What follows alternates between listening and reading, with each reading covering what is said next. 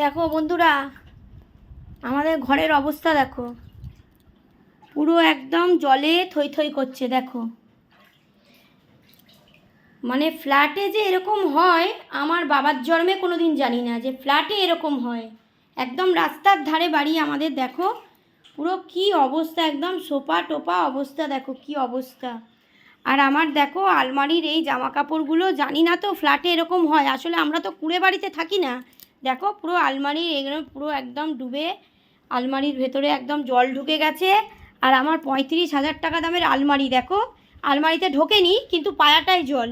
মানে এত উঁচু, তো আলমারিটা তো উঁচু, জল ঢোকেনি কিন্তু পায়াটায় জল। আর এদিকে দেখো,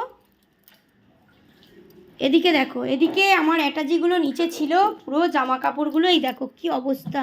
এই দেখো ভালো ভালো পুরো একদম জামা কাপড়, দেখো কি অবস্থা হয়েছে। দেখো পুরো একদম জল, একদম পুরো থই থই করছে। দেখো দেখো কি অবস্থা। দেখো শুধু একটা মানুষের জন্য বন্ধুরা, একটা মানুষের জন্য, জানো, একটা বাজে শালা শয়তানের বাচ্চা, একটা প্রমোটার, তার থেকে আমরা প্রচুর টাকা পাই, টাকা দিচ্ছে না, তাই জন্যে জানো। হ্যাঁ, এগ্রিমেন্ট হলো ন মাসের, মানে 3 মাসের এগ্রিমেন্ট হলো, 9 মাস হয়ে যাচ্ছে জানো। এত মানে বাজে প্রমোটার, এত বাজে প্রমোটার। হ্যাঁ, কি আর বলবো। এই দেখো জলে পুরো একদম থই থই করছে, একদম শুধু একটা মানুষের জন্য আমাদের জীবনটা দেখো কি হলো অবস্থা।